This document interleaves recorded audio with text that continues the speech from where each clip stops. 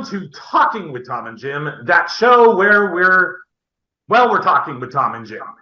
Hello, everybody. Hello, everybody. And Jim Goldruff right above me. Guys, welcome to the show, your show. They are film historians. They've written four. Can we put all four up in the square really quick? 4 books on the history, not the history. I always say history. It's not. The Golden Age of Hollywood. So they've written 4 books on the Golden Age of Hollywood. They are actors, obviously writers. They've traveled the world. They are experts on Mary Beth Hughes and the Gnome Mobile.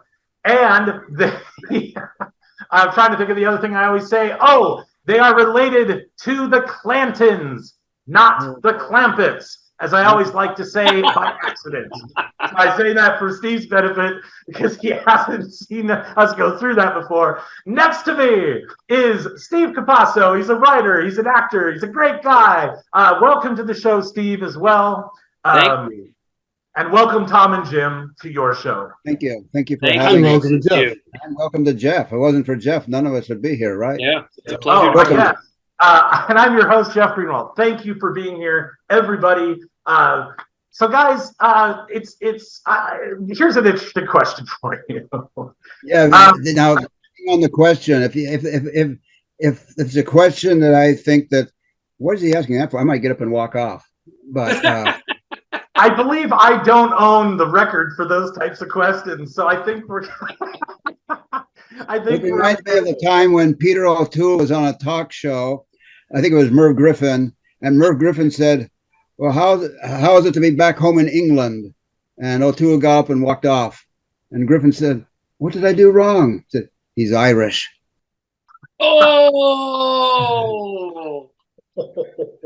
Oh, wow. Oh, ouch. So my question for you guys tonight is... We won't walk off, though. If you had some super special power, if you had one chance to go and talk to any U.S. president throughout history, which one would it be, and what would you want to tell them? And what was the last part? Who would it be? And what would you want to tell them? Any in history, U.S. president. And get thinking, Steve, because you got to answer this. I'll pick out Ulysses S. Grant and ask him, what was the type of whiskey you drank? That's what Abraham Lincoln asked. He told him, you keep drinking it. And I also would have said, why did he let Sherman do the walk to the sea and kill all the civilians? But and why did you not treat the Indians so good after you became president? So those are the questions I would ask Ulysses S. Grant. I have been to Ulysses S. Grant's. I can't say his name, but I've been to his house in Illinois. Gosh, what's the name of the town? It's this little town in Illinois, and I've been there. And I went to his home. And what I took away so much from that visit was I don't remember how many children. I'm not a historian, but he had a number of children, and they all lived in this, at the time, mansion, but in our, a normal, 3-4 bedroom house by our standards, right? And they had one bathtub, and the dad took the bath. They had one bathtub and only one bathtub full of hot water. And the dad took the bath first, then the wife took a bath, and then the oldest kid took a bath, and it went down and down and down. And all I could think of was the youngest kid must have been so miserable. Yeah. Like a dirty, cold bath every day. Oh. That's what I took from the Ulysses S. Grant. Maybe now that I know that, maybe I'd ask him why he did that to this youngest kid. It was just practice. Everyone did it. Yeah, right. I know.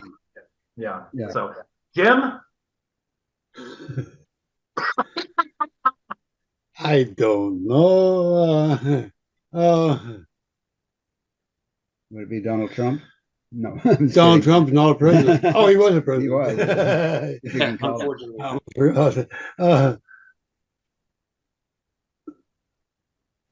William Henry Harrison. Ah, wow. Don't you think it'd be a good idea if some others would follow in your footsteps and do what you did when shortly after you were elected? You know what he did, don't you? I don't know what he's done. William Henry Harrison, and he did a lot of terrible things Oh. to the Indians. But he, He, at the inauguration, he took a big walk down the road, and it was raining, and he got sick and died. he got Oh pneumonia. yeah, Died. that's right. He was president for a very short time, so he wasn't in there long enough to do any damage or do anything good. He just died. And I don't know who his vice president was. He did the least damage to the country of any other president in history. What?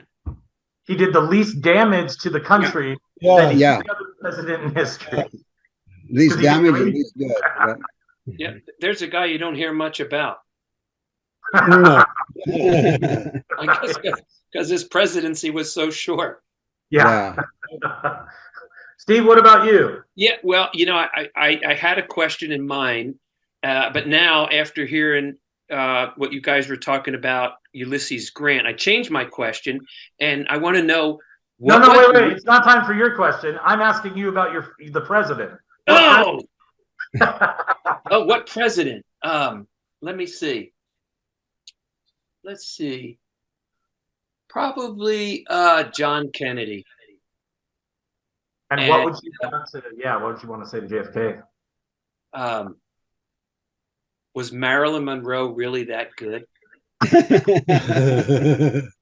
See, he could have asked about the Cuban Missile Crisis or the campaign versus Nixon, or he could have said what I thought he was going to say. I would tell him not to go to Dallas, but no, none of that. Marilyn Monroe, yeah. Yeah, I want to know about that. Hey, Jeff, what president would you do? Andrew Jackson, and here's why. Oh. A few months ago, I was in Nashville and with Dylan. You guys all know Dylan, and Dylan's been on the show. And I wanted to go. I'm big into presidential history, and I always considered Andrew Jackson. No, not always. For most of my life, I considered Andrew Jackson to be the worst president in U.S. history, and then I considered him to be the second worst president in U.S. history. But I wanted to see his presidential library and his estate, for history's sake and just to experience it. I didn't go to Nashville to do it, but I was there. And so I said, okay, we're here, let's do this. So we went, and I was very surprised. In my opinion, Andrew Jackson did some of the greatest things of any U.S. president and some of the worst things of any U.S. president, and there was no in between. And and this is my opinion, from what I can ascertain is everything that like a liberal today would think of as change and wanting, Andrew Jackson put in place. He was very pro middle class, giving people a chance. Public programs, dismantling national banking institutions to have no monopolies. He was huge into all these social programs.